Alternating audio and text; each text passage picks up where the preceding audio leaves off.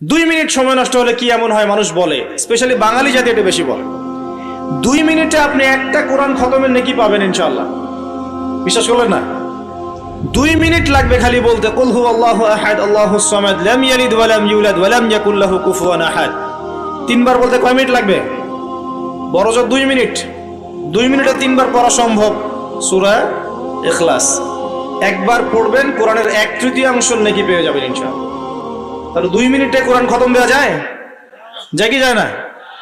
যায়, ফজিলত পাওয়া যায়। 2 মিনিটে আপনি বলতে পারেন আল্লাহুম্মা সাল্লি আলা মুহাম্মাদ ওয়া সাল্লিম। আমরা বলি না যে 10 মিনিট সময় দে, 10 মিনিট সময় বস গল্প করি, হ্যাঁ 10 মিনিট ফোনে নষ্ট করেন, 10 মিনিট আড্ডা পিটান, বন্ধুদের সাথে আসরের মধ্যে বসে পড়েন।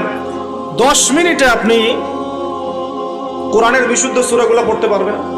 10 মিনিটে কমসে কম 100 বার পড়তে পারবেন সুবহানাল্লাহ সুবহানাল্লাহ সুবহানাল্লাহ। 10 মিনিটে আপনি 100 বার পড়তে পারবেন আলহামদুলিল্লাহ।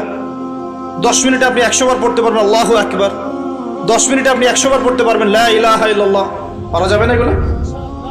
10 মিনিটে আপনি 10 বার 20 বার দরুদ পড়তে পারবেন না? 10 মিনিটে 3বার সূরা ইখলাস পড়তে পারবেন?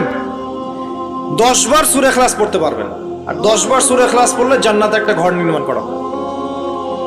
10 বার সূরা ইখলাস পড়লে জান্নাতে ঘর পাওয়া যায় ইনশাআল্লাহ। তো সময়ের মূল্যায়ন করতে হবে কি হবে না?